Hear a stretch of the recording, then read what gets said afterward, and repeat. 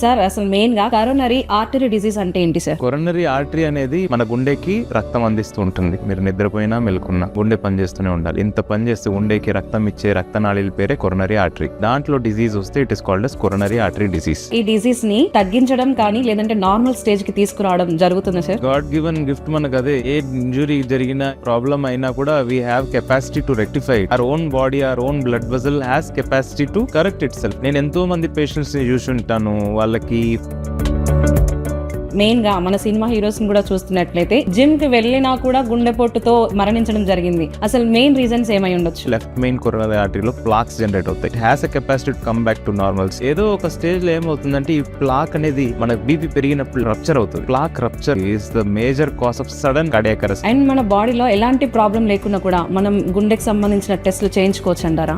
చేసేయాలి కదా. మన 40 years దాటిన తర్వాత you should be continuously going for major health checkup. నేను చెప్పినట్లు ఇట్లాంటి బ్లడ్ టెస్ట్ లోనే మనకి ఇండైరెక్ట్ ఎవిడెన్సెస్ దొరికిపోతాయి. ఫర్ ఎగ్జాంపుల్ పేషెంట్ వచ్చారు, ఏ ప్రాబ్లము లేదు. స్టంట్ అనేది ఎంతకాలం పనిచేస్తుంది సార్? నీళ్ళు వచ్చేసిందంటే తుడుచుకుంటాం, మళ్ళీ నీళ్ళు వస్తే మళ్ళీ తుడుస్తాం. తుడవటం ట్రీట్మెంట్. నీళ్ళు ఎక్కడి నుంచి వస్తుంది అది కదా ట్రీట్ చేయడము. హార్ట్ లో బ్లాక్ వచ్చింది, స్టెంట్ వేసుకుంటాం. స్టెంట్ బ్లాక్ అయితే మళ్ళీ స్టెంట్ వేసుకుంటాం. అది బ్లాక్ అయితే మళ్ళీ సర్జరీ చేసుకుంటాం. ఇదే చేసుకుంటుంటాము. ట్రీట్మెంట్ ఏంటి? ఇది ఎందుకు వచ్చింది అది కదా మనం సరిదిద్దాలి. సార్ నమస్కారం సార్, ఎలా ఉన్నారు సార్? నేను బాగున్నాను, మీరు బాగున్నారా? బాగున్నాను సార్. యాక్చువల్లీ మన శరీరంలో గుండె ప్రతి క్షణం పనిచేస్తూ మనకి జీవాన్ని ఇస్తుంది. మరి అదే గుండెకి రక్తాన్ని అందించే రక్తనాళాల గురించి ఎవరు ఆలోచించరు. ఈ మధ్య కరోనరీ ఆర్టరీ డిసీజ్ అనేది చాలా మందిలో కనిపిస్తుంది. అది అలా పెరుగుతూ పెరుగుతూ గుండెపోటుకి దారితీస్తుంది. అసలు ఈ సమస్య ఎందుకు వస్తుంది, అసలు ప్రమాదాలు ఎలా తెలుసుకోవచ్చు, అసలు వీటి గురించి మనం డాక్టర్ గారిని ఈరోజు అడిగి తెలుసుకుందాం. సార్ అసలు మెయిన్గా కరోనరీ ఆర్టరీ డిసీజ్ అంటే ఏంటి సార్? కొరోనరీ ఆర్టరీ అనేది మన గుండెకి రక్తం ఇచ్చే రక్తనాళీలు. శరీరంలో మొత్తం అన్ని ఆర్గన్స్కి రక్తం అందించేది గుండెనే. అట్లాంటి గుండె శరీరం మొత్తానికి జీవితాంతం పనిచేస్తున్నప్పుడు గుండెకి తన సొంతానికి రక్తం ఇచ్చుకోవడానికి కొన్ని రక్తనాళీలు ఉంటాయి. రక్తం కరెక్ట్గా టైంకి అందితే హార్ట్ బాగా పనిచేస్తుంది. హార్ట్ మీద మొత్తానికి 3 రక్తనాళీలు ఉంటాయి మేజర్గా.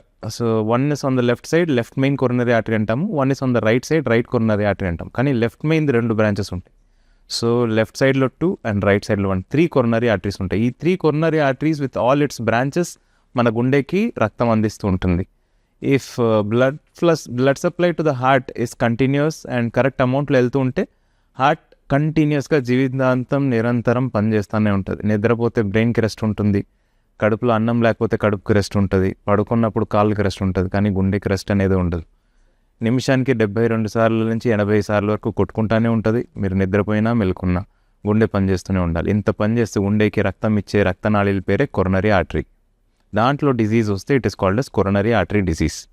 సో ఈ రక్తనాళీల్లో ఏదైనా బ్లాక్ రావడం కానీ లేదా రక్తనాళి లోపల నుంచి తెగిపోవడం కానీ ఎన్నో ఉన్నాయి. సో ఈ రక్తనాళిలో ఏ డిసీజ్ వచ్చినా దాన్ని కొరోనరీ ఆర్టరీ డిసీజ్ అనుకోవాలి. ఓకే సార్, యాక్చువల్లీ దీనిని సైలెంట్ కిల్లర్ అని ఎందుకు పిలుస్తారు? అంటే మనకు వచ్చేది హార్ట్ స్ట్రోక్ కానీ ఈ కరోనరీ డిసీజ్ కానీ 2 ఒకటే అంటారా? అవును, దీన్ని సైలెంట్ కిల్లర్ అనేది ఎందుకు అంటామంటే గుండెకి ఒక అమౌంట్ ఆఫ్ రక్తము రెస్ట్లో కావాలా, ఒక అమౌంట్ ఆఫ్ రక్తం వర్క్లో కావాలా. మనం ఎక్కువ నడిస్తే, ఎక్కువ ఎగ్జర్షన్ చేస్తే, ఏదైనా పని చేస్తే హార్టే ఎక్కువ పని చేయాలి. ఫర్ ఎగ్జాంపుల్ మీరు ఫాస్ట్గా నడిస్తే కాళ్ళకి ఎక్కువ రక్తం కావాలి. కడుపు నిండా ఆహారం తింటే ఆహారం జీర్ణించుకోవడానికి కడుపుకి ఎక్కువ రక్తం కావాలి. ఏమైనా మంచి విషయం కానీ చెడు విషయం కానీ మనం మూవీస్లో చూస్తూ ఉంటాము. ఏదైనా బ్యాడ్ న్యూస్ చెప్పిన వెంటనే నాన్న గుండె పట్టుకొని కూర్చొని వేయడం. అంటే బ్రెయిన్ ఎక్కువ ఆలోచిస్తుంది. బ్రెయిన్ ఎక్కువ ఆలోచించడానికి బ్రెయిన్కి ఎక్కువ రక్తం కావాలి. శరీరంలో ఏ భాగానికి రక్తం ఎక్కువ కావాలన్నా ఆ రక్తం అందించేది హార్టే. పని అనేది లేదా స్ట్రెస్ అనేది బాడీ పార్ట్స్ కాదు, ఫైనల్లీ తీసుకునేది హార్టే. సో ఆ స్ట్రెస్ సిచ్యువేషన్ వచ్చినంత వరకు మనకు తెలియదు ఈ హార్ట్లో రక్తనాళీల్లో బ్లాక్ ఉందా లేదా అని. అంటే ఆ క్రిటికల్ పాయింట్ అంటారు. ఒక రక్తనాళీలో 50%, 60%, 70% బ్లాక్ ఉన్నా మిగతా 30% నుంచి బ్లడ్ సప్లై పోతున్నంత వరకు మనకు తెలీదు.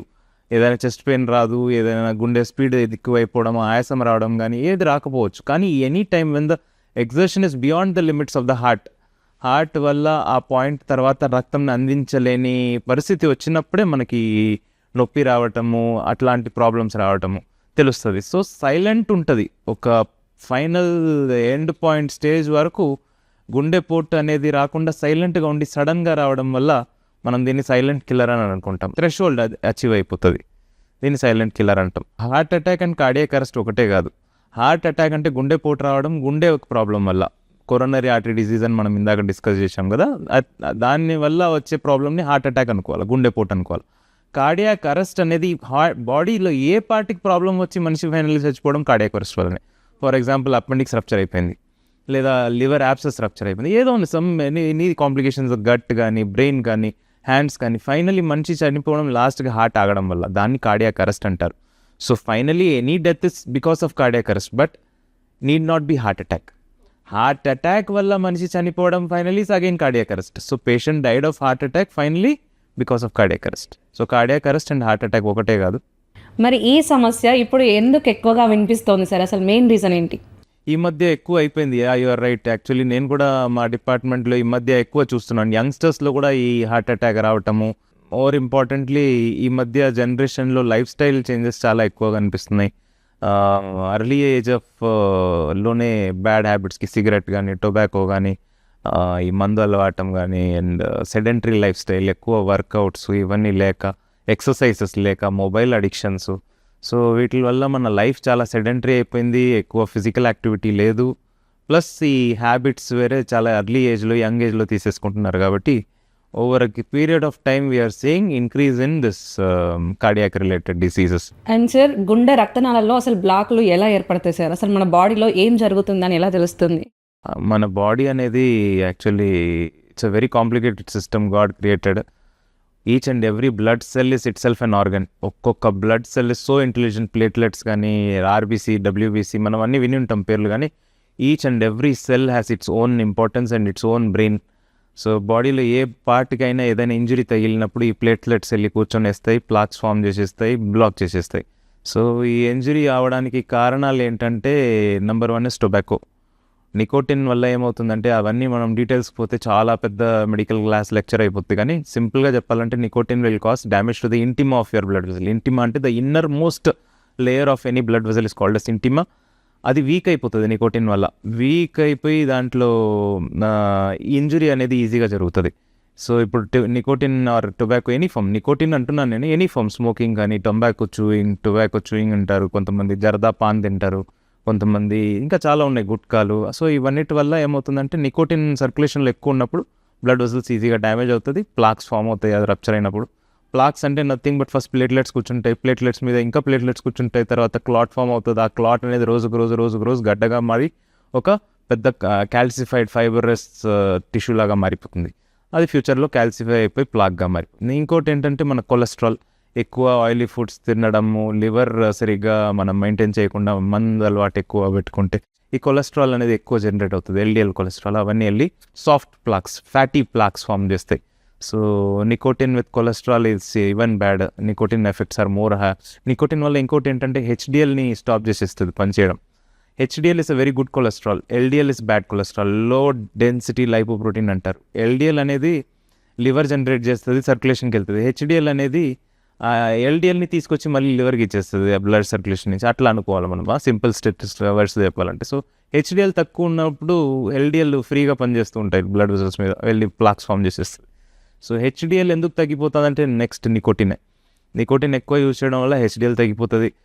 Sedentary life style, physical activity zero అంటే హెచ్డిఎల్ అనేది పెరగదు. సో హెచ్డిఎల్ ఇంక్రీజ్ అవ్వాలంటే increase your physical activity and stop your tobacco. So ఇది నెంబర్ 2. నెంబర్ 3 వచ్చేసి బ్లడ్ ప్రెషర్ హై పెట్టుకోవడము, చాలా ఎక్కువ స్ట్రెస్ఫుల్ అండ్ స్ట్రెయిన్ఫుల్ కండిషన్స్లో పనిచేయడం. బ్లడ్ ప్రెషర్ ఎక్కువ ఉన్నప్పుడు రక్తనాళాలు లోపల తెగిపోతూ ఉంటుంది. అంటే ఇప్పుడు మనము టైర్లో ప్రెషర్ 35-40 అంటారు, మనం 60-70లో పెట్టుకుని నడుస్తుంటే టైర్ అనేది పేలిపోతుంది. సేమ్ బ్లడ్ వెసల్స్ కూడా బ్లడ్ ప్రెషర్ అనేది ఎక్కువ ఉంటే రక్తనాళాలు ఈజీగా డ్యామేజ్ అవ్వడం, ఇంజ్యూర్ అవ్వడం జరుగుతుంది. సో నికోటిన్ కన్జ్యూమ్ చేసే వాళ్ళకి బీపీ ఉందనుకోండి, అది ఇంకా చెడు. Diabetes is a very big. India unfortunately is the diabetic capital of the world. మన ఫుడ్ లేదా మన లైఫ్ స్టైల్లో ఏందో తెలియదు కానీ, but we have to come out of that disease name, diabetes capital అనేది. సో దానికి డయాబెటీస్ ఏం చేస్తుందంటే, రక్తనాళి లోపల షుగర్లో నానిపోయినట్టు, మనం బట్టలు ఉతికే ముందు బట్టల్ని సర్ఫ్లో నానబెట్టినట్టు ఈ రక్తనాళిలు అనేది షుగర్లో నానిపోయినాయి. సో ఇంటిమా అనేది ఇంకా పల్సగా థిన్ అయిపోతుంది షుగర్స్ వల్ల, ఈజీగా డ్యామేజ్ అవుతాయి. నేను ఈజియర్ లాంగ్వేజ్లో చెప్తున్నాను, కాంప్లికేటెడ్ అంటే మనం మొత్తం బుక్స్ చదవాలి కూర్చొని. సో డయాబెటీస్ కంట్రోల్లో పెట్టుకోవాలా, బీపీ కంట్రోల్లో పెట్టుకోవాలా, స్ట్రెస్ కంట్రోల్లో పెట్టుకోవాలా, నికోటిన్ బంద్ చేయాలా. లైఫ్ ఇస్ ఫ్యామిలీ హిస్టరీ అనేది మనం ఏం చేయలేము. జెనెటికలీ కొంతమందికి ఫ్యామిలీగా నడుస్తూ ఉంటుంది కోరనరీ ఆర్టరీ డిసీజ్ అనేది. అలాంటప్పుడు మనము జెనెటిక్స్ని మార్చలేము, ఫాదర్ మదర్ని మార్చలేము. ఏది మార్చగలుగుతామో అది మార్చాలా. Diabetes, like I told all these things we have to control. Food habits, cholesterol rich food ఎక్కువ తినడము, ఆయిలీ ఫుడ్స్ ఎక్కువ తినడము, నాన్ వెజిటేరియన్ ఫుడ్స్ ఎవ్రీడే తినడము. Non vegetarian source of protein is very good for health, but in a limit. Anything beyond limit is bad for health. So అవన్నీ తగ్గించుకోవాలి. And sir ఇది చిన్న age వాళ్ళకి కూడా వచ్చే అవకాశం ఉంటుందంటారా? లైక్ ఐ టోల్, ఈ హ్యాబిట్స్ వల్ల అయితే మనం ఏం చేయలేము, ఇంకోటి జెనెటిక్స్ అది ఏం చేయలేము. సో ఇట్లాంటివి ఉంటే చిన్న వయసులోనే స్టార్ట్ అయిపోద్ది. బట్ ఇంకొకటి ఏంటంటే కొన్ని కంజెనటల్ డిసీజెస్ ఉంటాయి. For example Kawasaki and disease అంటారు, టకాయోస్ ఆటో ఆర్టిరైటిస్ అంటారు. ఇవన్నీ కంజెనటలీ వచ్చే రక్తనాళీలకు డిసీజ్. ఈ blood vessels are already prone for these kind of blockages or inflammation వచ్చి బంద్ అయిపోవడము. అట్లాంటప్పుడు మనకి చిన్న పిల్లల్లో కూడా ఈ ఆపరేషన్స్ చేసి ఉన్నాము. అండ్ కొందరికి బ్లాక్స్ ఉంటాయి సార్, కానీ బయటికి కనిపించవు, ఎందుకంటారు? అంటే మీరు చెప్పడం ఏంటంటే కొంతమందికి బ్లాక్స్ ఉన్నాయి కానీ symptoms Rao. That is in case of most common వచ్చేసి డయాబెటీస్ క్రానిక్గా ఉండే పేషెంట్స్కి ఏమంటే డయాబెటిక్ న్యూరోపతి అనేది ఒకటి జనరేట్ అవుతుంది. అంటే వాళ్ళకి నరాలు అంత ఈజీగా పెయిన్ని రియలైజ్ చేయవు. దే ఆర్ వెరీ నంబ్ అయిపోతాయి నర్వ్స్. సో పెయిన్ సెన్సేషన్ అనేది లేనప్పుడు వాళ్ళకి చెస్ట్ పెయిన్ అర్లీగా క్యాచ్ అవ్వదు. ఎక్కువ దూరం నడిచేటప్పుడు గుండె నొప్పిగా ఉంది లేదా మనకి చెస్ట్ టైట్గా ఉంది అనేది ఫీలింగ్ మీకో నాకో రావచ్చు, కానీ డయాబెటిక్ పేషెంట్స్లో తొందరగా వాళ్ళు పట్టుకోరు దాన్ని. వాళ్ళకి ఏమనిపిస్తుంది అంటే కొంచెం టైర్డ్గా ఉన్నాము, ఎందుకు ఈరోజు ఇంత టైర్డ్ అయిపోతున్నాము అన్నట్టు అనిపించవచ్చు, కానీ వాళ్ళు దాన్ని పెద్దగా పట్టించుకోరు. ఇదే దాని పెద్ద సమస్యలాగా. వాళ్ళు లేట్ స్టేజ్లో పట్టుబడతారు. అప్పుడు వాళ్ళకి ఆయాసం స్టార్ట్ అయిపోతుంది. ఆయాసం ఎందుకంటే హార్ట్ ఫెయిల్యూర్ అవ్వడం స్టార్ట్ అయిపోతుంది. సో హార్ట్ ఈజెక్షన్ ఫ్రాక్షన్ అనేది 65 నుంచి 60, 55, 40, 35 అట్లా అయిపోతుంది. ఆ లేట్ స్టేజెస్లో పట్టుబడినప్పుడు మనకు ఆయాసం వచ్చేస్తుంది. అంటే హార్ట్స్ కార్డియాక్ అవుట్పుట్ అనేది తగ్గిపోతుంది లేని పేషెంట్స్. అండ్ మెయిన్గా ఈ డిసీజ్ని తగ్గించడం కానీ లేదంటే నార్మల్ స్టేజ్కి తీసుకురావడం జరుగుతుందా సార్? జరగవచ్చు. గాడ్ గివెన్ గిఫ్ట్ మనకు అదే. ఏ ఇంజురీ జరిగినా, ఏ ప్రాబ్లం అయినా కూడా we have capacity to rectify it. our own body, our own blood vessel has capacity to correct itself. నేను ఎంతోమంది పేషెంట్స్ని చూసి ఉంటాను, వాళ్ళకి ఫ్రెష్ క్లాట్స్ లేదా ఫ్రెష్ థ్రాంబస్ ఫామ్ అయ్యో లేదా ఫ్రెష్ ఇంజురీ జరిగి ఉంటుంది బ్లడ్ వెసల్లో. మనమేమో ఆ రక్తనాళాలని తొందరగా సరిదిద్దాలా, ఏదో ఒకటి స్టెంట్ వేసేయాలా లేదా సర్జరీ చేసేయాలా అని అనుకుంటాం, కానీ కొంతమంది పేషెంట్స్ రిపీట్ యాంజియోలో వాళ్ళకి ఆ బ్లాక్సే కనిపిస్తున్న రోజులు ఉన్నాయి.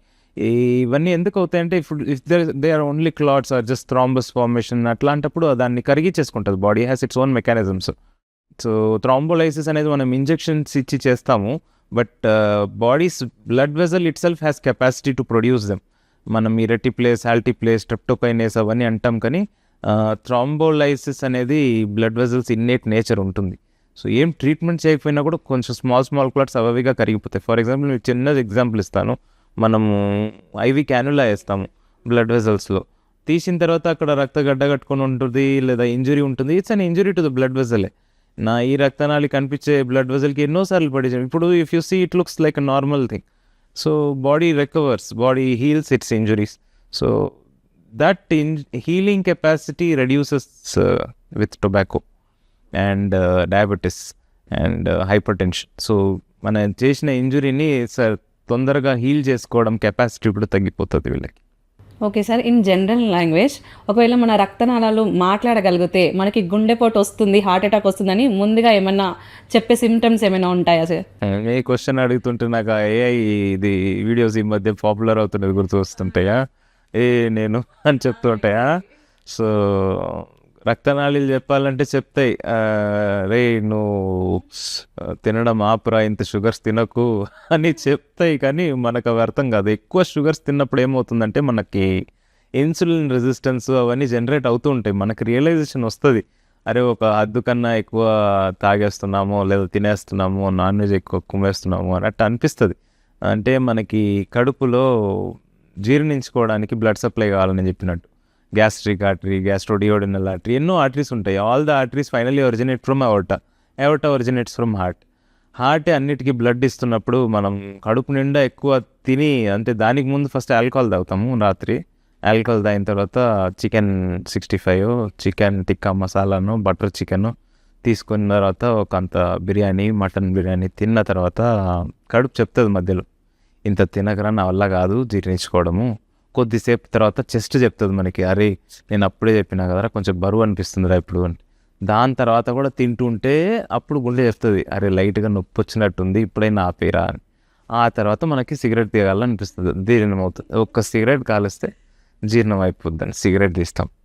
సిగరెట్ తీసినప్పుడు మళ్ళీ ఇంకొకసారి చెప్తుంది బ్లడ్ వెజల్స్, అరే ఇదే లాస్ట్ వార్నింగ్ ఇస్తున్నా, ఈ సిగరెట్ ఇప్పుడే ఆపే, లేదంటే నేను ఇప్పుడే హార్ట్ అటాక్గా వచ్చేస్తానని.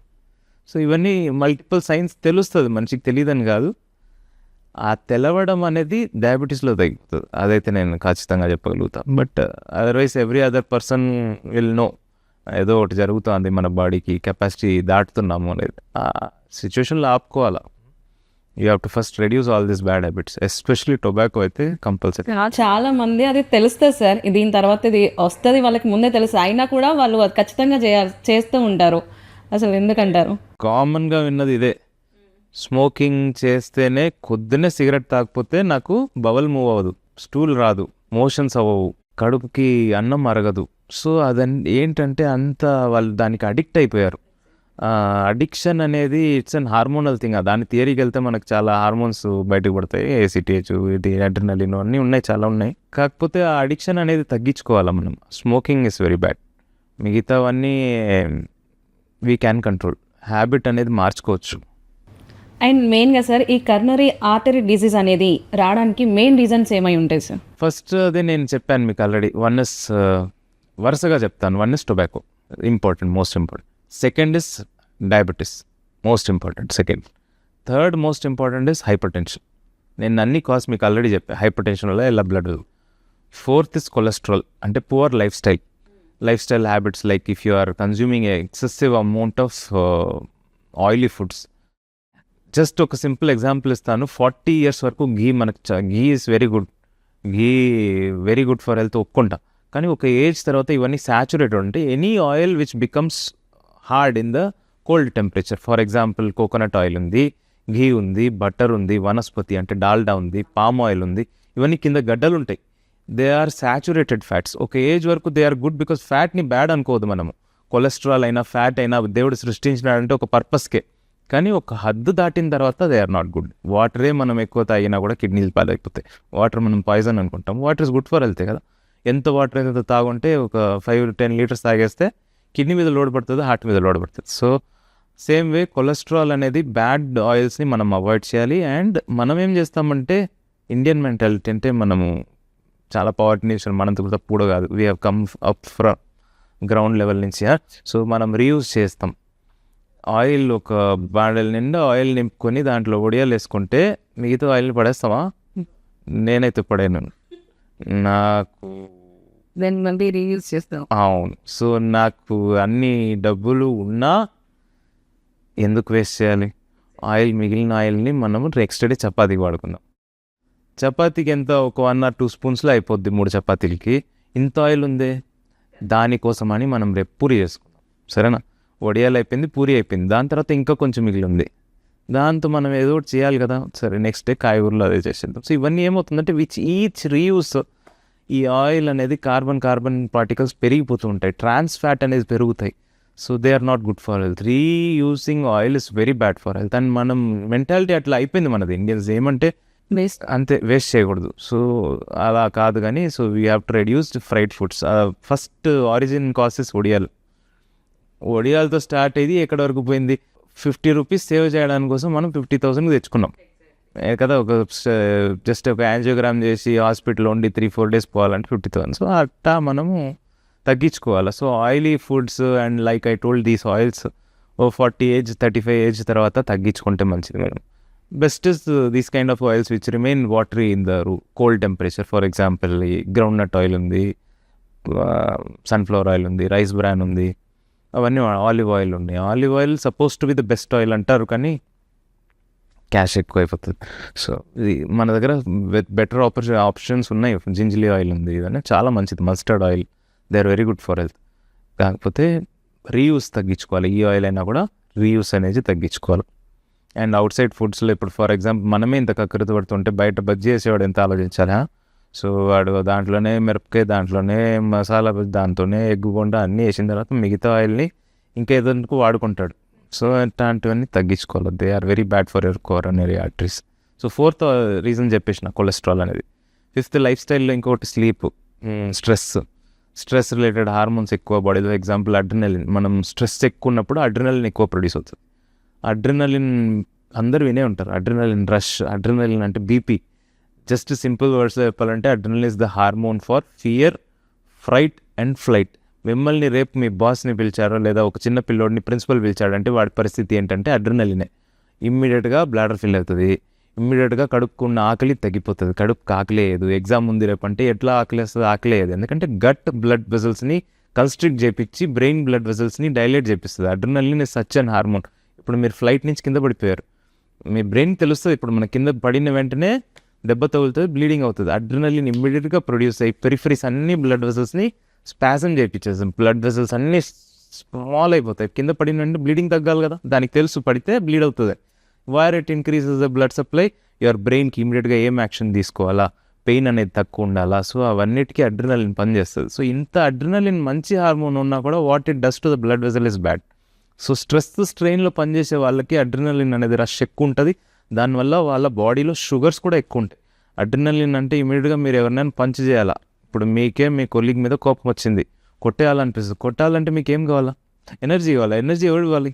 ఇమ్మీడియట్ ఎనర్జీ అంటే గ్లూకోజ్ నోట్లు వేసుకొని కొడదామా? లేదు. మన బాడీ ఇమ్మీడియట్గా గ్లూకోజ్ ప్రొడ్యూస్ చేసే కెపాసిటీ ఉంది మన దగ్గర. అడ్రినలిన్ ప్రొడ్యూస్ అయిన వెంటనే గ్లూకోజ్ అనేది బయటకు వచ్చేస్తుంది. సో గ్లూకోజ్ వల్ల మనం ఇమ్మీడియట్గా పంచ్ చేస్తాం. సో ఈ గ్లూకోజ్ కంటిన్యూస్గా లెవెల్స్ ఎక్కువ ఉన్నప్పుడు మన ఇన్సులిన్ రెసిస్టెన్స్ తగ్గించుకుంటుంది. ఆర్టిఫిషియల్గా you immediately catch diabetes. So అందుకే చెప్తారు స్ట్రెస్ సిచ్యువేషన్స్లో పనిచేసే వాళ్ళకి డయాబెటీస్ ఎక్కువ తొందరగా వస్తుంది. ఇవన్నీ హార్మోనల్ రిలేటెడ్ ఇష్యూస్. సో అందుకే స్ట్రెస్ తగ్గించుకోవాలి. ప్రాణాయామం, యోగా ఇవన్నీ మనం చెప్తాం, అన్ని ఎక్సర్సైజెస్, కానీ దానికి రిలీజన్తో ఏం సంబంధం లేదు. They are all about our body. So if you breathe well, your blood vessels dilate, your blood pressures come down and your insulin resistance అన్ని improves, adrenaline comes down, BP is more stable. So ఇవన్నీ చేసుకోవాలి. Sir, ఇప్పుడు stress కానీ అలాగే నిద్రలేమి సమస్య, అలాగే శారీరక వ్యాయామం లేకపోవడం పైన ఈ గుండె పైన ఎంత ప్రభావితం అవుతుంది, ఎంత ఒత్తిడి పడుతుంది సార్? స్ట్రెస్ అండ్ నిద్ర ఇవన్నీ చాలా ఇంపార్టెంట్ మనకి. For example if you are having a good sleep, రాత్రి మంచిగా పడుకుంటున్నాం హాయిగా అంటే it gives good rest to your brain and rest of the body parts. కానీ it gives rest to the heart also. Heart కంటిన్యూస్గా కొట్టుకుంటుంది definitely.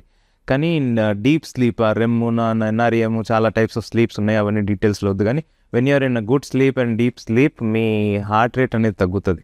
72 ఉండే heart rate 62, 60కి వచ్చేస్తుంది. It's self rest for heart అని కొంచెం రెస్ట్ దొరికినట్లే. ప్లస్ బీపీ కూడా, suppose your day time BP 140, 130/80, 140/90 అట్లా ఉందంటే మనకి డీప్ స్లీప్లో ఉన్నప్పుడు నార్మల్ డెన్స్కి వచ్చేస్తారు, మీరు 120, 110కి వచ్చేస్తారు. It's a rest for the heart. మనకి అంత బీపీ అవసరం లేదు. నైట్ నిద్రపోయినప్పుడు కాళ్ళు పని చేయట్లేదు, కడుపు పని చేయట్లేదు, బ్రెయిన్ పని చేయట్లేదు, హార్ట్కి ఏం పని? Heart has to just supply to keep the body alive, keep the hormones running. అవన్నీ చేసుకోవడానికి అదన్నీ బేసల్ మెటబాలిక్ రేట్ అంటారు, BMR. అవన్నిటికీ మన హార్ట్ కొంచెం కొంచెం పని చేస్తే చాలు. కానీ so when you are having a good sleep, your heart takes its rest. మనకి స్లీప్ లేనప్పుడు ఇఫ్ యూ జస్ట్ రియలైజ్ సరిగ్గా నిద్రపోవట్లేదు, కంటిన్యూస్గా 6 hours కూడా మీరు నిద్రపోకపోతే ఇవన్నీ బాధపడతాయి. సో స్ట్రెస్ రిలేటెడ్ హార్మోన్స్ ఎక్కువ అయిపోతాయి. మనకి నైట్ టైంలో ఒక ఇంపార్టెంట్ స్ట్రెస్ హార్మోన్ అంటాం, ACTH అంటాం, అడ్రినోకార్టికోట్రోపిక్ హార్మోన్ అంటాం. సరేనా? Adrenocorticotropic hormone it's called a stress hormone. Bad కాదు అది, దేవుడు సృష్టించినాడంటే like I told it's for a పర్పసే. కొలెస్ట్రాల్ కూడా గుడ్ బాడీకి, కానీ ఒక లెవెల్ దాటితే అదంతా బ్యాడ్, అది మనమే తెచ్చుకునేది. కానీ ACTH is suppose to B stress hormone. Morning లేచిన వెంటనే మనం ఎక్సర్సైజ్ చేసుకోవాలి, వర్క్ చేసుకోవాలి, ప్రాణాయామం, మెడిటేషన్ అన్నీ చేసుకోవాలి. Is for to reduce this ACTH. Midnight లెవెల్స్లో అదేని హై ఉంటాయి. సో అది మనము సరిగ్గా నిద్రపోకపోతే ACTH ఇంబ్యాలెన్స్ వస్తుంది. నెంబర్ 2, అడ్రినలిన్ ఎక్కువ అవుతుంది. అడ్రినలిన్ వల్ల ఇన్సులిన్ రెసిస్టెన్స్ పెరుగుతుంది, డయాబెటీస్ వచ్చేస్తుంది. సో అవన్నీ చాలా ఉన్నాయి. So good sleep and proper rest is must. And sir, gym is good for health అంటారు కదా, చాలా మంది జిమ్కి వెళ్తారు. అయినా కూడా ఈ మధ్యలో కొంతమందిని చూస్తున్నట్లయితే, మెయిన్గా మన సినిమా హీరోస్ని కూడా చూస్తున్నట్లయితే ఈ మధ్యలో జిమ్కి వెళ్ళినా కూడా గుండెపోటుతో మరణించడం జరిగింది. అసలు మెయిన్ రీజన్స్ ఏమై ఉండొచ్చు?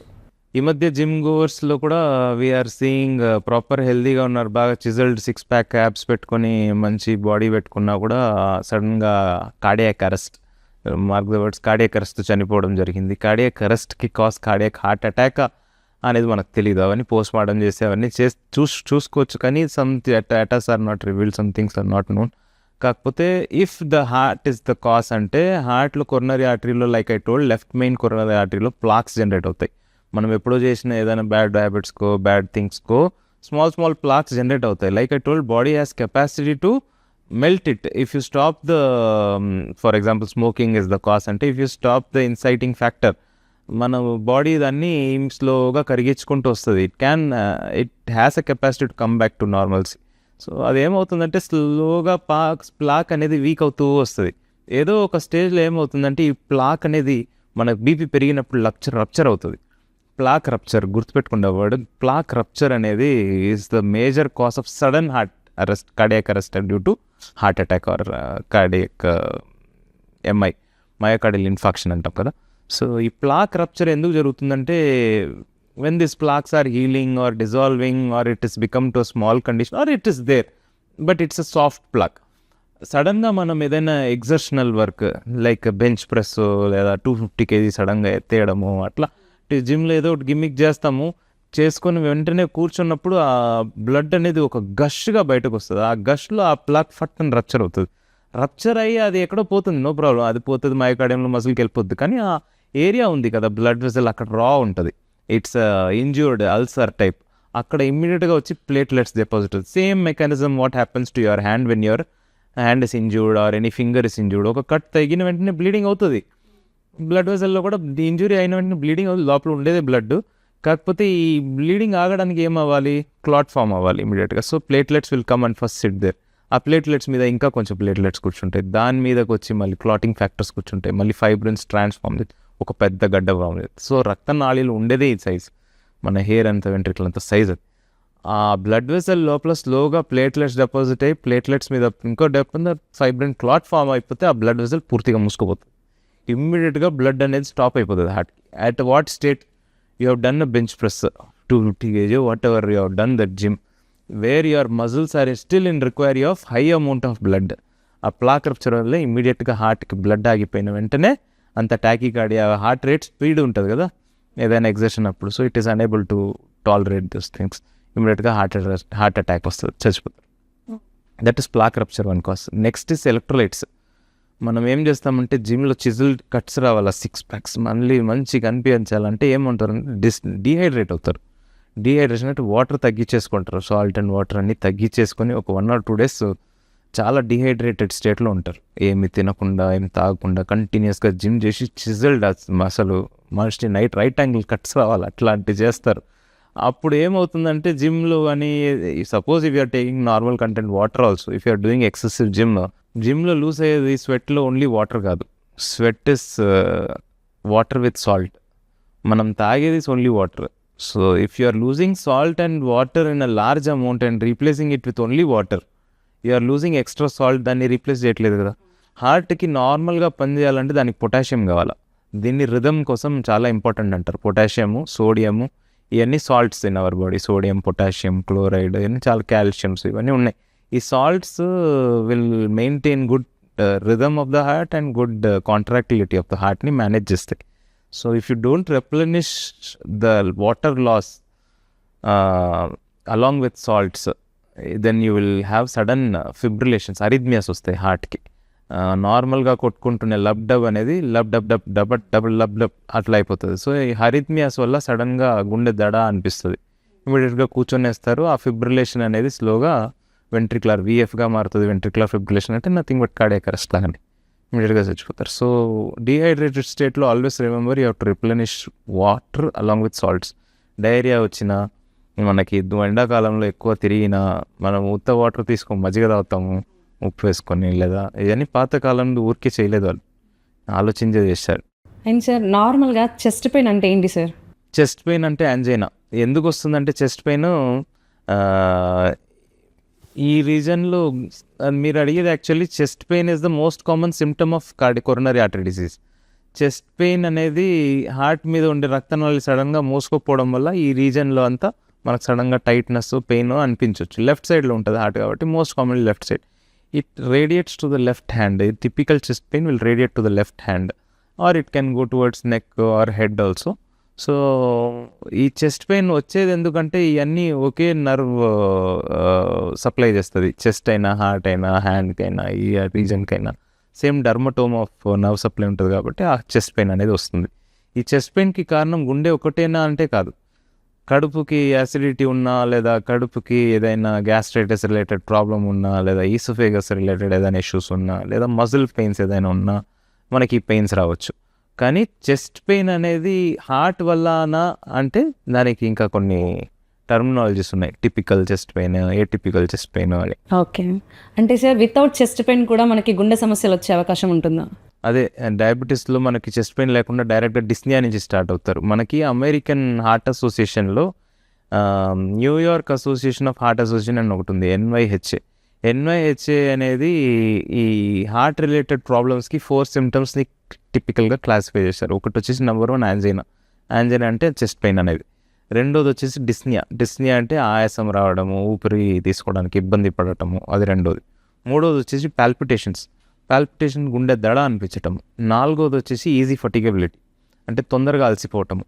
మనకి ఈ 4తోనే అన్ని గుండెలో ఉండే ప్రాబ్లమ్స్ అన్నిటిని మనము కవర్ చేసేసుకోవచ్చు. బట్ మీరు అడిగే కొరోనరీ ఆర్టరీ డిసీజ్కి most significant presentation is angina.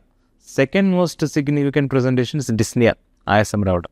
మూడోది most significant presentation is palpitations, rhythm changes రావడం.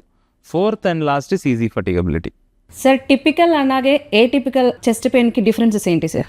టిపికల్ చెస్ట్ పెయిన్ నేను ఇందాక చెప్పినట్లు typical chest pain is because of coronary artery disease.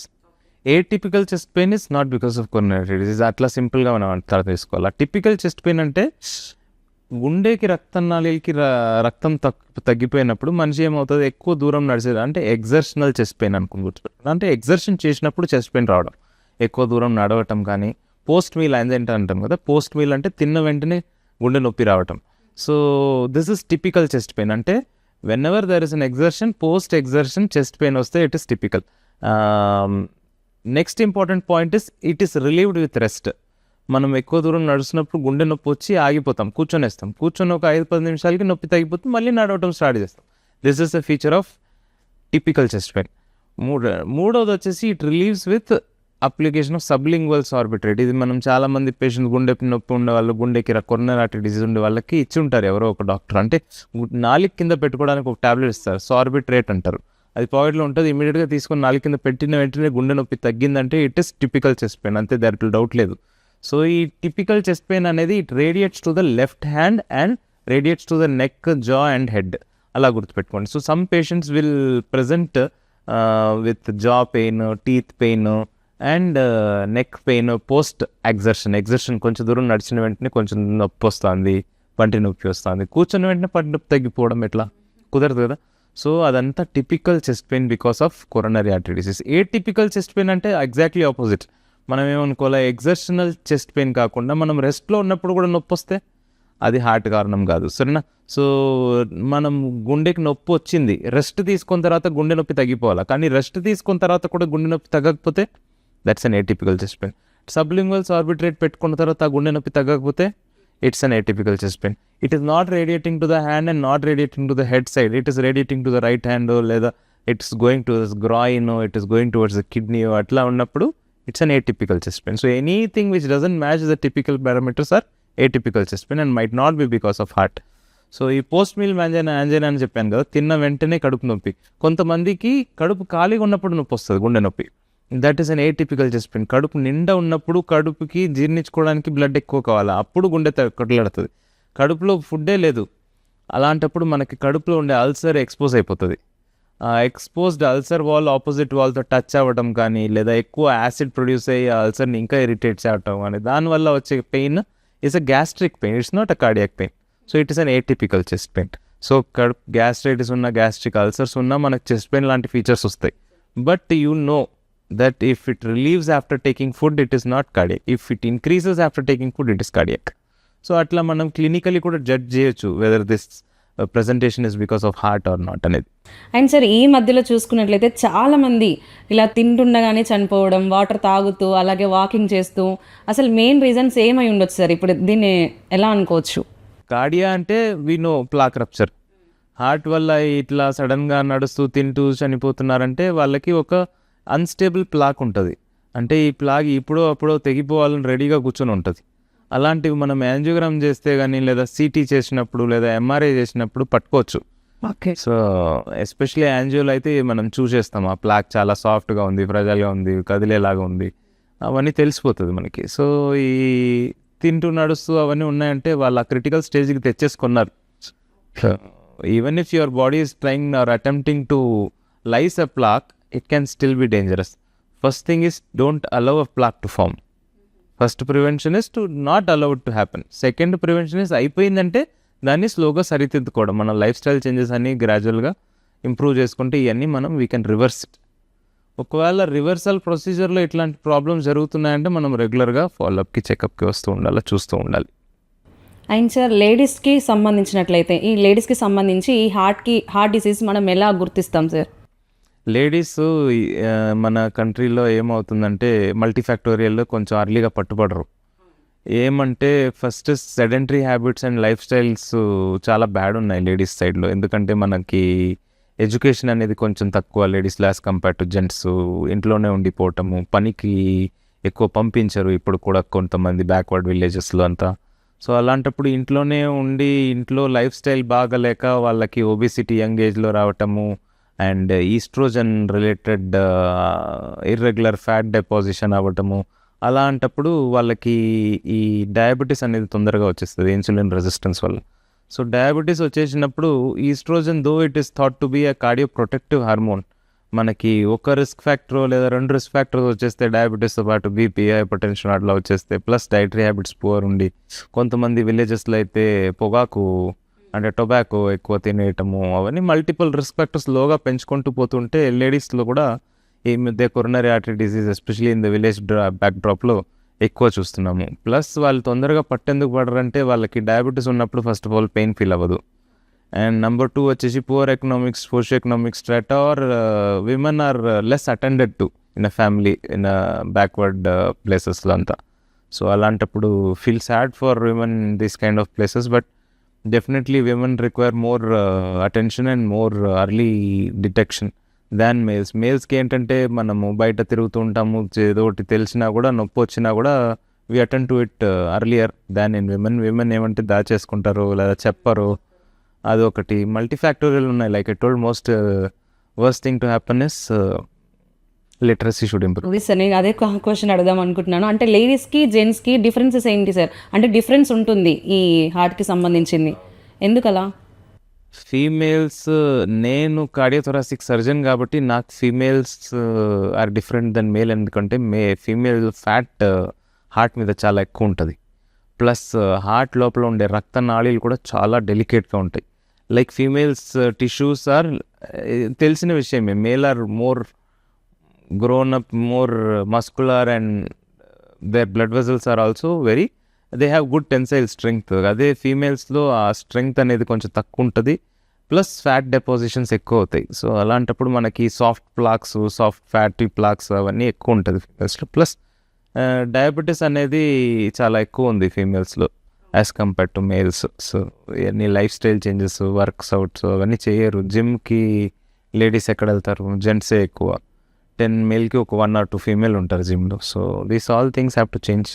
Sir అయితే ఫీమేల్స్లో ఏ ఏజ్ నుండి మనకి గుండెకి ఎక్కువ శ్రద్ధ తీసుకోవడం అవసరం అంటారు? ఎవ్రీబడి, ఫీమేల్స్ అయినా మేల్స్ అయినా మనకి 35 తర్వాత హార్ట్ని చాలా ఎక్కువ కేర్ తీసుకోవడం ఇంపార్టెంట్. ఈ 35 40 లేదా 30 అనేది నా డెసిషను, మీ డెసిషను, లేదా 1 or 2 కార్డియాలజీ డెసిషన్ కాదు. ఇదంతా గైడ్ లైన్స్. దీని గురించి చాలా రీసెర్చెస్ అయిపోయినాయి. ఈ ఏజ్ అనేది మనకి మారుతూనే ఉంటుంది.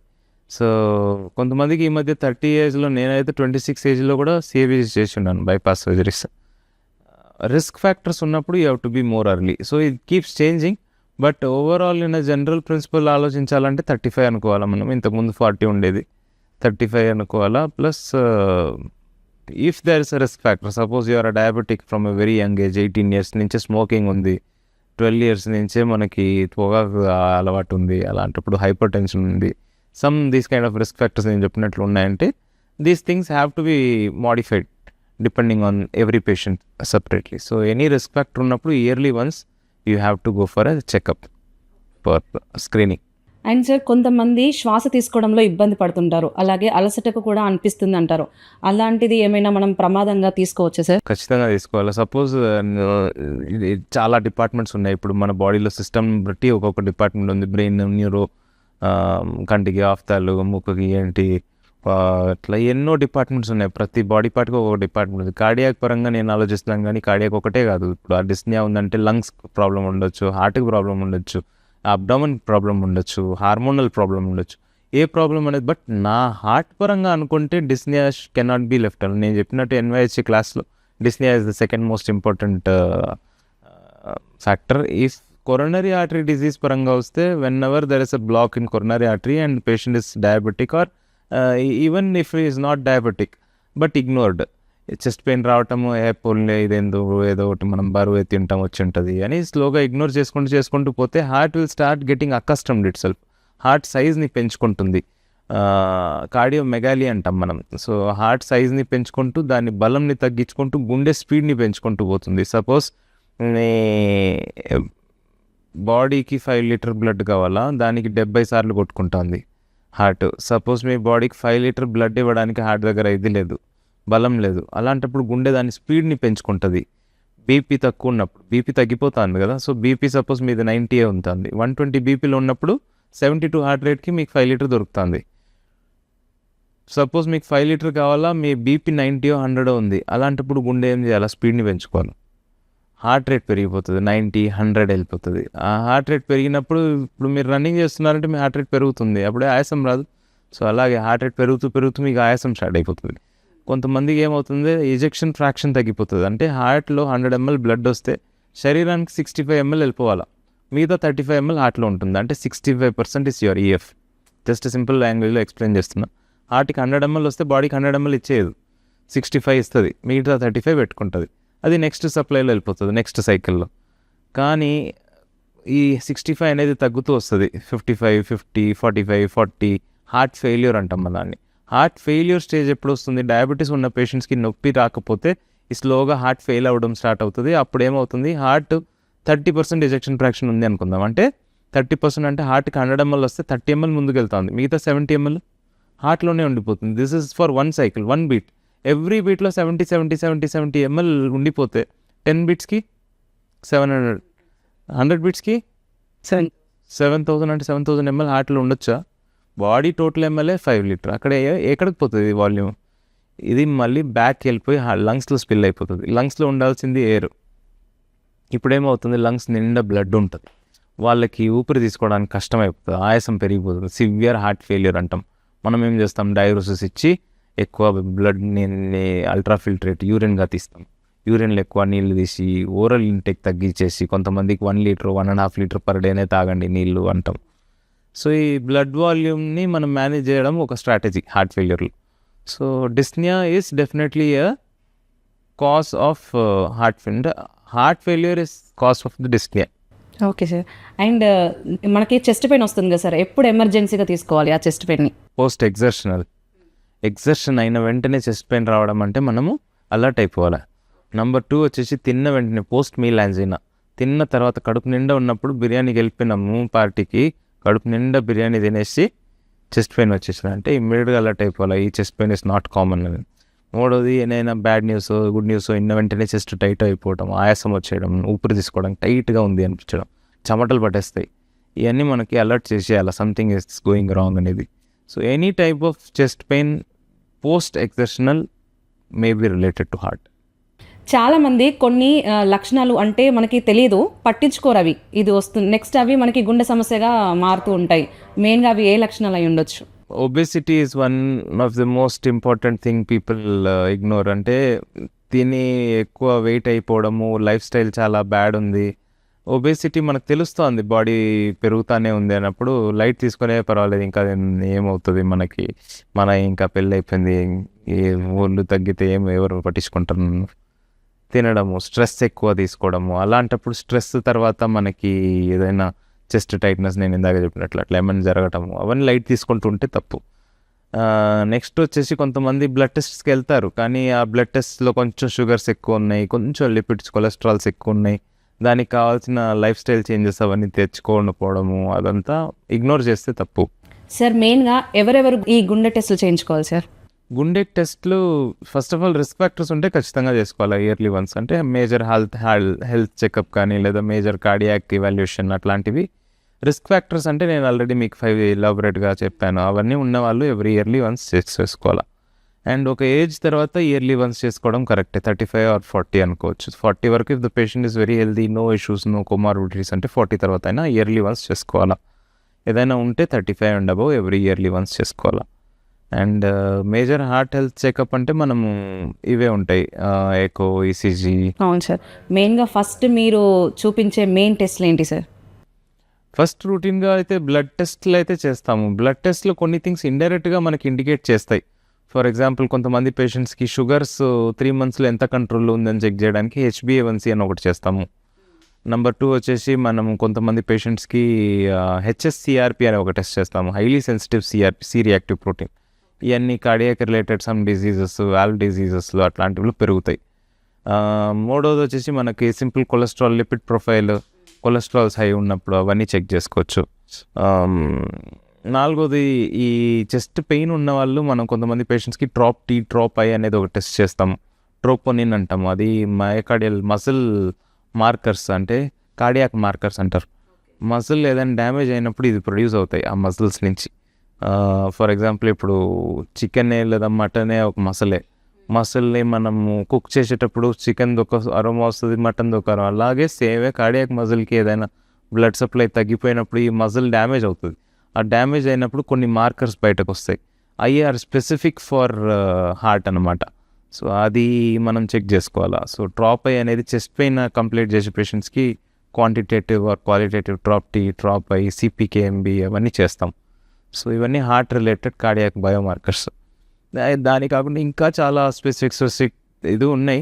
చాలా మెయిన్గా ఈ 2D echo, ECG, stress test, angiogram test అని చేస్తారు సార్. దీనివల్ల మనకి ఏం తెలుస్తుంది సార్? 2D ఎకో అనేది ఒక ఇమేజింగ్ మోడాలిటీ. మనం చెస్ట్ మీద ఒక ప్రోబ్ వేసి అల్ట్రాసౌండ్ కడుపు చూసినట్లు హార్ట్కి చూస్తాం. హార్ట్ మజిల్స్ ది కాంట్రాక్టిలిటీ, అంటే బలం ఎంత కొడుతుంది, ఈఎఫ్ అన్నాను ఇంతకుముందు, ఎజెక్షన్ ఫ్రాక్షన్ ఎంత ఉందని చెక్ చేయొచ్చు. మనం హార్ట్ది ఏ భాగాలు పని చేస్తున్నాయి, ఏ భాగాలు పని చేయట్లేదు అనేది గుర్తుపట్టించవచ్చు. ఇవన్నీ ఇండైరెక్ట్ ఇండికేటర్స్. కొన్ని భాగాలకు రక్తం లేనప్పుడు ఆ భాగం కొట్టుకోదు, ఆ భాగంలో మూవ్మెంట్ ఉండదు, లేదా తగ్గిపోయి ఉంటాయి, లేదా ఉల్టాగా మూవ్ అవుతుంటుంది. డిస్కైనెటిక్, ఏకైనెటిక్, హైపోకైనెటిక్ అవన్నీ రాస్తాం మనం.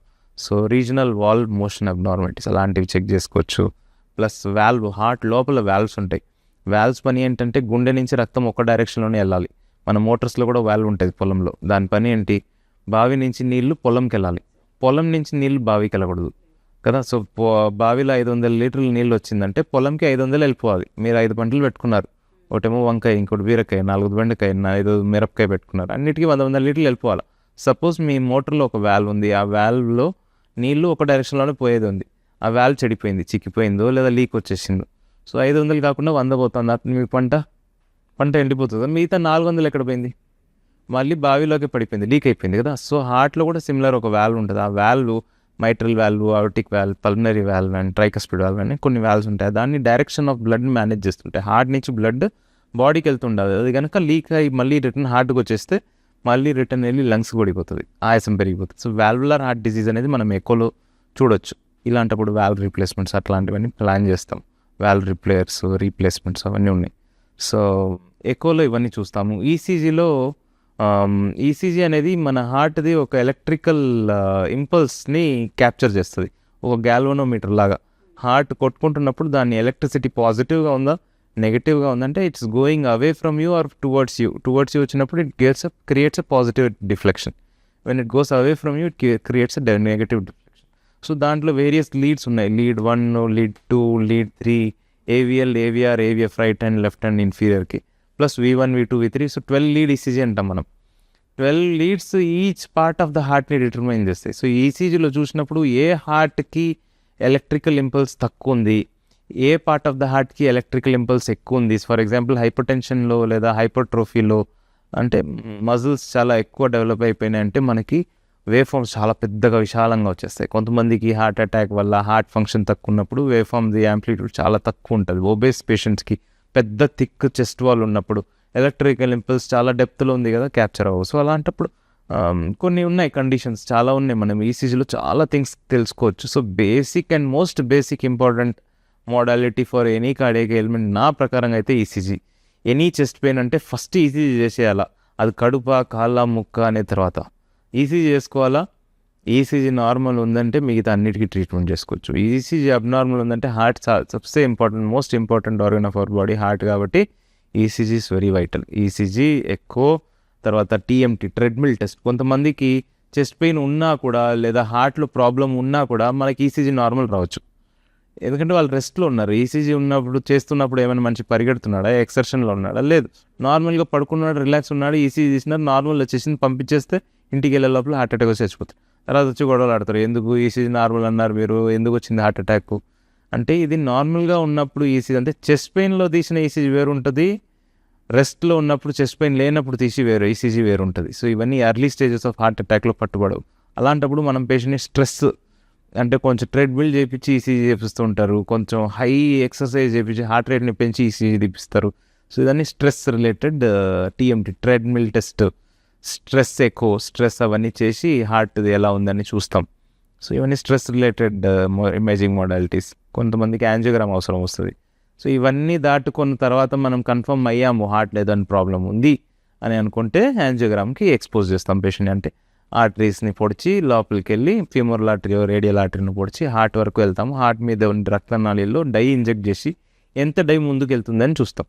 డైరెక్ట్ ఆబ్జెక్టివ్ ఎవిడెన్స్, హార్ట్లో ఎక్కడ బ్లాక్ ఉంది, ఎన్ని రీజన్స్లో బ్లాక్ ఉంది. దిస్ ఇస్ నార్మల్ వచ్చిందంటే సంతోషమే, మీరు హ్యాపీ, నేను హ్యాపీ, పేషెంట్ హ్యాపీ. ఏదైనా అబ్నార్మల్ వచ్చిందంటేనే మనం ఆలోచించుకోవాలి నెక్స్ట్ ఫ్యూచర్ ప్లాన్ ఏంటనేది. So that is dependent on angiogram. Okay sir. And blood టెస్ట్ల వల్ల కూడా మనం గుండెకి సంబంధించిన ప్రమాదాలు ముందే తెలుసుకోవచ్చా సార్? చాలా ఉన్నాయి కదా, నేను ఇందాక చెప్పినట్లు మెయినస్ లిపిడ్ ప్రొఫైల్, కొలెస్ట్రాల్ ఎక్కువ అయిపోవడం, అవన్నీ తర్వాత. ఫస్ట్ మేజర్ వచ్చేసి ఇమ్మీడియట్గా మనం చేసిన haemoglobin, CVP, just regular CVP. Patient చాలా రోయల్గా హార్ట్ ఫెయిల్యూర్లో ఉన్నారనుకోండి, వాళ్ళ హెమోగ్లోబిన్ కూడా తక్కువ ఉంటుంది. Bone marrow's ability to produce more and more haem and globin is less. అలాంటి పేషెంట్స్లో, హార్ట్ ఫెయిల్యూర్ పేషెంట్లో సిబిపి తక్కువ ఉన్నప్పుడు డిస్నియా ఉంది అంటే anaemia, basic anaemia itself can cause dyspnoea. So అదొకటి. నెక్స్ట్ వచ్చేసి యూరియా క్రియాటినిన్, హార్ట్ నుంచి బ్లడ్ సప్లై కిడ్నీస్కి సరిగా అందకపోవటము, లేదా హార్ట్ ఫెయిల్యూర్ వల్ల ఒళ్ళంతా థర్డ్ స్పేసింగ్ అంటే ఈ అల్ట్రాఫిల్ట్రేట్ ఆఫ్ బ్లడ్ బాడీలో అన్ని స్పేస్లో కలెక్ట్ అయిపోతుంది. అలాంటప్పుడు kidney has to struggle more to excrete this extra amount of fluid. నేను చెప్పినట్లు 70 ml చేరుకొని 7 లీటర్స్ బాడీలో ఎక్కడక్కడ చేరుకుంటుంది. అందుకే వాళ్ళకి కాలు వాపు ఉంటుంది, ఒళ్ళంతా వాపు, ఫేషియల్ ఎడిమా, అవన్నీ kidney has to struggle to excrete out. So వాళ్ళ రీనల్ ఫంక్షన్ డీరేంజ్ అయిపోతుంది. ఇవన్నీ ఇండైరెక్ట్ ఇండికేటర్స్. లివర్ ఫంక్షన్ టెస్ట్లో మనకి ఆల్బుమిన్ తక్కువ ఉంటుంది ఫెయిల్యూర్ ఉన్నప్పుడు, ప్లస్ బిలిరూబిన్ పెరిగిపోతుంది, ప్లస్ మనకి లిపిడ్ ప్రొఫైల్లో డైరెక్ట్గా కొలెస్ట్రాల్ అయితే స్కై రాకెట్, ఎల్డిఎల్ హై ఉంటుంది, టోటల్ కొలెస్ట్రాల్ హై ఉంటుంది, triglycerides very bad for our health high ఉంటుంది, హెచ్డిఎల్ తక్కువ ఉంటుంది. ఇవన్నీ ఏం కాకపోయినా హెచ్డిఎల్ తక్కువ ఉంటే మాత్రం నాకు పర్సనల్గా చాలా కోపం వస్తుంది. ఎందుకంటే HDL I love it, it can negate, మన టెక్స్ట్ బుక్స్లో కూడా రాసి ఉంటుంది, HDL can negate one bad habit of yours.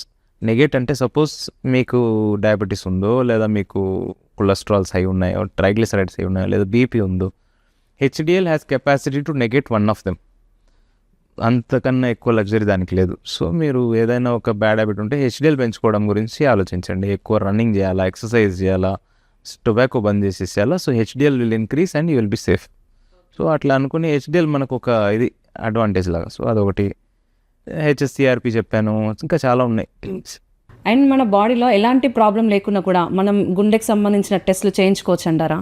చేసేయాలి కదా. మన 40 years దాటిన తర్వాత you should be continuously going for major health checkup. దానికి స్పెసిఫిక్గా మనం పోయి ఎకోనో యాంజియోగ్రామో చేసేయడం కాదు. నేను చెప్పినట్లు ఇట్లాంటి బ్లడ్ టెస్ట్లోనే మనకి ఎవిడెన్సెస్ దొరికిపోతాయి. ఫర్ ఎగ్జాంపుల్ ఒక పేషెంట్ వచ్చారు, ఏ ప్రాబ్లము లేదు, చెస్ట్ పెయిన్ లేదు, ఆయాసం లేదు, నొప్పి లేదు, ఏం లేదు, but you found that they are having high triglycerides high ఉన్నాయి, ఎందుకు హై అయినాయి అని హిస్టరీ అడిగితే maybe they are consuming small amount of nicotine tobacco ఏదో కన్స్యూమ్ చేస్తున్నారు, సెకండ్ రిస్క్ ఫ్యాక్టర్ వచ్చేస్తుంది. Then you go for further evaluation with some stress related TMT కానీ లేదా స్ట్రెస్ ఎక్కువ అట్లాంటివి ఏమైనా చేస్తే you will catch some other abnormalities in their heart, then you go for angiogram అట్లా.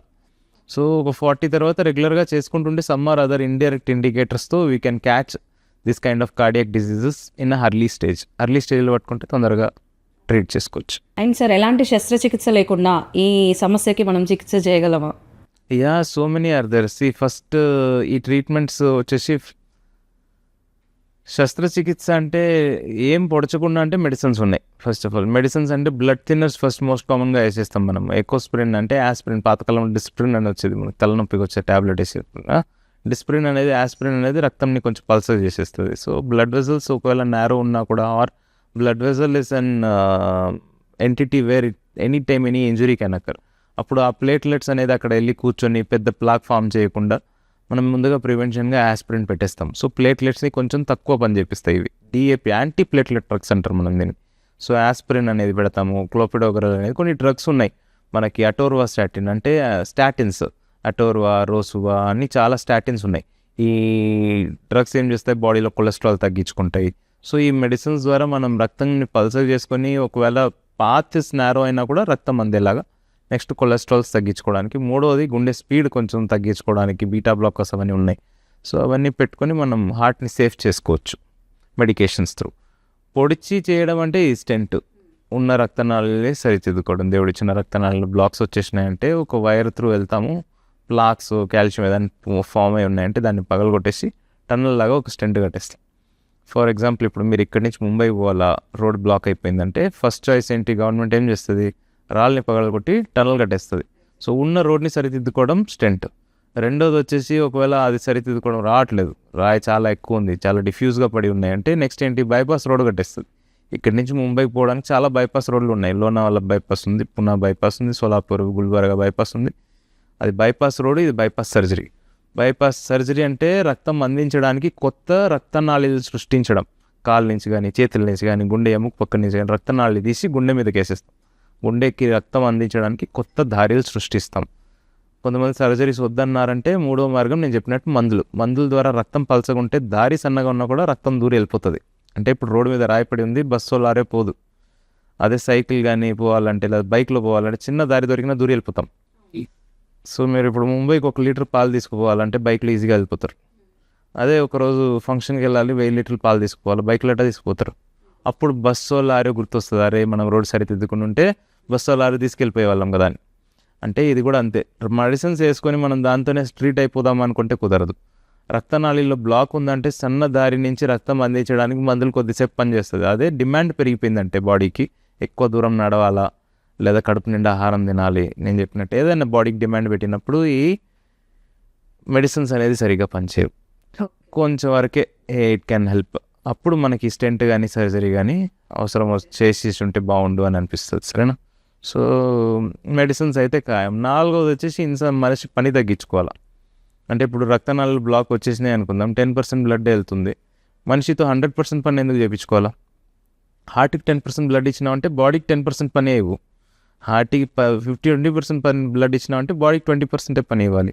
సో ఎక్కువ దూరం నడవకూడదు, కడుపు నిండా తినకూడదు. ఇది ఎవరిలో ఆలోచించాలంటే ఒక మనిషి 100 years 90 years ఓల్డ్ అనుకుందాం. కొంతమంది ఎవరికైనా క్యాన్సర్ ఉంది, ఎవరు స్టెంట్ చేయలేము, సర్జరీ కూడా చేయలేము. అలాంటప్పుడు మనం మనిషి పని తగ్గించేసుకొని మందులు పెట్టుకొని వాళ్ళ పని సొంతంగా బాత్రూమ్కి వెళ్ళి వచ్చేయాలా, కొంచెం తినాలి, పడుకోవాలా, అట్లాంటివి ఆలోచించవచ్చు. బట్ యంగ్ ఏజ్ లేదా 60, 70, 80 years వరకు patient is well energetic, wants to do more for the society or for himself అంటే ఎయిదర్ సర్జరీ ఆర్ స్టెంట్ గురించి ఆలోచించాలి. ఓకే సార్, అదే నేను అడుగుదాం అనుకున్నాను. అసలు స్టంట్ అనేది ఎందుకు, అసలు స్టంట్ అంటే ఏంటి అంటే మీరు చెప్పేశారు, కానీ స్టంట్ అనేది ఎంతకాలం పనిచేస్తుంది sir? That depends. For example ఇప్పుడు మనము ఇంట్లో నీళ్ళు వచ్చేసిందంటే తుడుచుకుంటాం, మళ్ళీ నీళ్ళు వస్తే మళ్ళీ తుడుస్తాం, మూడోసారి నీళ్ళు వస్తే మళ్ళీ తుడుస్తాం, 4th టైం వస్తే తుడవటం ట్రీట్మెంటా? దానికి ఆల్టర్నేటివ్ నీళ్ళు ఎక్కడి నుంచి వస్తుంది అది కదా ట్రీట్ చేయడము, ఎక్కడనే రూఫ్లో లీక్ ఉందా లేదా ట్యాప్ ఓపెన్ ఉందా దాన్ని కదా మనం ట్రీట్ చేయాలి. నీళ్ళు వచ్చిందని తుడుచుకుంటే అది ట్రీట్మెంట్.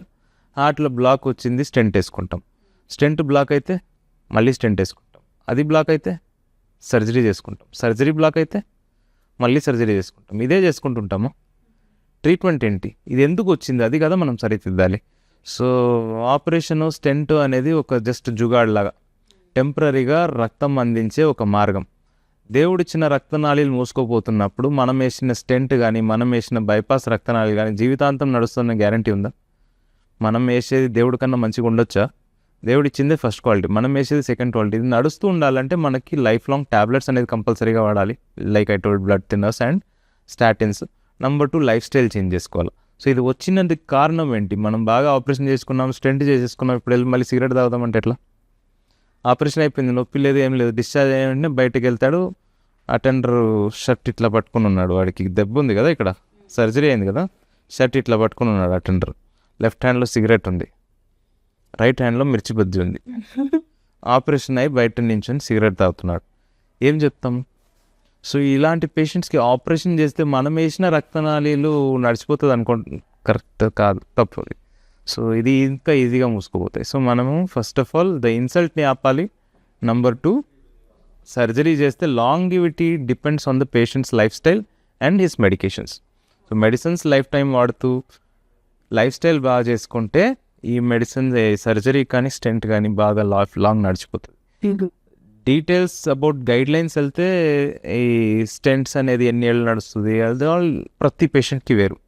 ఒక పేషెంట్ డయాబెటిక్ అన్కంట్రోల్డ్ ఉంది, స్టెంట్ వేసిన తర్వాత 7 years 10 years నడుస్తుంది అనేది డయాబెటీస్ కంట్రోల్ మీద. హైపర్ టెన్సివ్ ఉన్నాడు, హైపర్ టెన్షన్ కంట్రోల్లో ఉంటే it runs good, definitely it runs good. Okay. And చాలామంది అంటే 2 స్టెంట్స్ 2 blocks అయ్యాయి అనుకోండి, 2 స్టెంట్స్ వేస్తారు నడుస్తుంది అంటారు. తర్వాత ఒకవేళ 3 blocks వచ్చాయి అనుకోండి, దాన్ని పక్కా బైపాస్ సర్జరీ చేయాలి అంటారు. అది ఎంతవరకు కరెక్ట్ అంటారు? అది ఒక అపోహనేనా లేకపోతే అదే కరెక్ట్ అంటారా? లేదు, అది అట్లా అవన్నీ గైడ్ లైన్స్ని బట్టి వెళ్తాం. Triple vessel disease with diabetes first choices CABG bypass surgery. Triple vessel అంటే 3 వెసల్స్ నేను చెప్పినట్టు లెఫ్ట్లో 2 రైట్లో 1, 3ట్లోనూ డిసీజ్ ఉంది అండ్ పేషెంట్ ఇస్ డయాబెటిక్ అంటే గైడ్ లైన్స్ ప్రకారంగా క్లాస్ 1A, క్లాస్ 1 అంటే level of recommendation and A అంటాం కదా, ఏబిసి లెవెల్ ఆఫ్ రికమెండేషన్స్ అది. సో వాటిలో క్లాస్ 1A అంటే టాప్ ప్రయారిటీ సిఏబిజే. కొంతమంది లైక్ ఐ టోల్డ్ కోమార్బిడిటీస్ చాలా ఎక్కువ ఉన్నాయి అనుకోండి, ఫర్ ఎగ్జాంపుల్ పేషెంట్కి క్యాన్సర్ ఉంది, his longevity is 4 or 5 years, లేదా ఎవరికైనా ఏజ్ చాలా ఎక్కువ ఉంది, 90-95-year-old man, so he cannot tolerate that big surgery. అట్లాంటప్పుడు you can think stent as an alternate. Class 2B 2A 2C అట్లా చాలా గైడ్లైన్స్ రికమెండేషన్స్ ఉన్నాయి మనకి. సో అలాంటప్పుడు మనం ఆ గైడ్లైన్స్ని ప్రకారంగా ట్రీట్ చేస్తాం, కానీ ఎవరిది నా ఇష్టం అన్నట్టుది ఏం లేదు. సో స్టెంట్స్ అనేది 1 single vessel disease with discrete లీషన్కి చాలా బాగా పనిచేస్తుంది, బ్యూటిఫుల్, వెరీ గుడ్ ఇన్వెన్షన్, చాలా మంచిగా నడిచిపోతుంది. 2 vessels with discrete lesions which can be easily tackled. But even if it's a single or 2 vessel disease with lot of calcium in the blood vessel, stent వేయాలంటే ఆ కాల్షియంని పగలగొట్టి ఐవస్ అవన్నీ చాలా ఉన్నాయి, intravascular lithotripsy దాన్ని పగలగొట్టి ఒకటి వేయటము, అవన్నీ చాలా ఆప్షన్స్ ఉన్నాయి, కానీ surgery becomes better in that cases. And sir మెయిన్గా ఈ స్టంట్ వేసిన వాళ్ళు కానీ బైపాస్ సర్జరీ చేయించుకున్న వాళ్ళు కానీ తర్వాత ఆఫ్టర్ దట్ సర్జరీ వాళ్ళు ఎలా మెయింటైన్ చేయాలి వాళ్ళ బాడీని, అంటే వాళ్ళు వ్యాయామం చేయాలా అండ్ ఎలా ఉండాలి వాళ్ళ లైఫ్ స్టైల్? కంపల్సరీగా చేయాలా. ఈ సర్జరీ కానీ స్టెంట్ కానీ మనం చేసేది ఇచ్చేది ఎందుకంటే patient should be able to do his regular course or regular work, day to day work చేయగలగాలనే ఈ ఆపరేషన్ చేసేది. ఇంట్లోనే రెస్ట్ తీసుకుంటూ బెడ్లో పడుకోవాలంటే ఈ సర్జరీ చేయాల్సిన అవసరమే లేదు మనకి. ఈ సర్జరీ ఆర్ స్టెంట్కి కానీ మనకి మెయిన్ ఇంపార్టెంట్ మోటివ్ ఏంటంటే నెంబర్ 1 మార్టాలిటీ బెనిఫిట్, సడన్గా హార్ట్ అటాక్ వచ్చి ప్రాణాలు కోల్పోవడం జరగకూడదు. నెంబర్ 2 వచ్చేసి improvement in quality of life. So quality of life improvement ఎంత వస్తుంది అనేది హార్ట్ది వయబుల్ మజిల్ని బట్టి. సో అర్లీగా పేషెంట్ వచ్చేసినాడు or early we have captured the disease అంటే క్వాలిటీ ఆఫ్ లైఫ్ అనేది 100% వస్తుంది. అదే మనం డిలే చేసాము లేదా ఈ స్టెంట్స్ సర్జరీ చేయడంలో కొంచెం లేట్ చేసాము అంటే ఈ quality of life improvement depends on the amount of muscle that is viable. So definitely నేను చేసిన చాలామంది పేషెంట్స్ పువర్ ఉన్నప్పుడు, కొంతమంది లేబరర్స్ ఉన్నారు, డైలీ వేజ్ వర్కర్స్ ఉన్నారు, ఫార్మర్స్ ఉన్నారు, they have gone back to their heavy duty works. ఒక 1 or 2 months వరకు మనకి బోన్ హీలింగ్కి కొంచెం టైం పడుతుంది. Once the bone is healed they start lifting heavy weights also. So there are patients who are doing gym also post surgery. So these all things are good, actually they must do. As soon as the surgery is done or stent is done, మేము next day నుంచే పేషెంట్ని mobilise చేయడము, exercise చేయడము, small treadmills చేయడం అవన్నీ కూడా start చేయించేస్తాం. So it is good for our heart. And sir చాలామంది ఏమనుకుంటున్నారంటే సన్నగా ఉన్న వాళ్ళకి ఈ గుండె డిసీజ్ రావు అనుకుంటారు. అండ్ ఇంకొకటి ఏంటంటే మీరు ఈ హాస్పిటల్లో మీరు చేసిన సార్ అప్పటి నుండి ఇప్పటి వరకు చూసుకున్నట్లయితే ఏదైనా చాలా ఇది క్రిటికల్ ప్రాబ్లం కానీ దీన్ని చేసాము అన్నది ఏదైనా ఉందా సార్? చాలా ఉన్నాయి. వీఆర్ ప్రౌడ్ ఆఫ్ ఇట్ లేదని చెప్పుకోవడం నాకైతే ఇదిగా ఉంది, కానీ we have done lot of good job. And సన్నగా ఉంటే ఇది రాదు అనేది ఏం లేదు. చాలామంది డయాబెటిక్ పేషెంట్స్ సన్నగా ఉంటారు, వాళ్ళకి షుగర్స్ వల్ల మజిల్ వేస్టింగ్ ఎక్కువ అవుతుంది, ఇన్సులిన్ రెసిస్టెన్స్ వాటి వల్ల. సో సన్నగా ఉన్నారంటే వాళ్ళ స్ట్రెస్ లెవెల్స్ లేదా బ్లడ్ వెజల్స్ అన్నీ నార్మల్గా ఉన్నాయి అనేది కాదు. స్ట్రెస్ ఎక్కువ ఉండి, బీపీ ఎక్కువ ఉండి, డయాబెటీస్ ఎక్కువ ఉండి వాళ్ళ మజిల్స్ లేదా వాళ్ళ లోపల ఉండే రక్తనాళీలు బ్యాడ్ అవుతూనే ఉంటాయి. మనం చేసిన సర్జరీస్లో ఇక్కడ చాలామంది అట్లాంటి పేషెంట్స్కి ఆపరేట్ చేశాము. And we have guided them more than the surgery or stenting, we have guided them about their lifestyle. నాకు ఈ surgery like I told, surgery అయినా స్టెంట్ అయినా ఇట్స్ అ టెంపరీ జుగాడ్. దీన్ని నడిపించాలంటే లైఫ్ స్టైల్ అండ్ యువర్ కాస్ట్ని మనం treat చేయాల్సిందే. So we keep counselling them and we keep them at follow ups and we keep finding out how they are living, how are there lifestyle, what are their dietary habits. Every time వచ్చినప్పుడల్లా we remind them that their dietary habits, their food habits have to change అనేది. So ఒక redo case రీసెంట్గా operate చేసింటిమి. Redo CABG అంటే operation already అయిపోయి second time ఆ బ్లాక్స్తో వచ్చారు, ఎల్స్వేర్ అయ్యి ఇక్కడికి వచ్చారు. అది తగ్గట్లేదు, చెస్ట్ పెయిన్ అంటే మనము రీయాంజియో చేస్తే అన్ని బ్లాక్స్ ఉన్నాయి.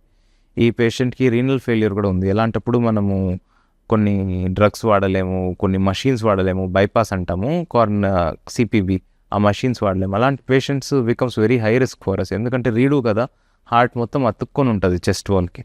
So we went in and we meticulously dissected heart from all the tissues surrounding it.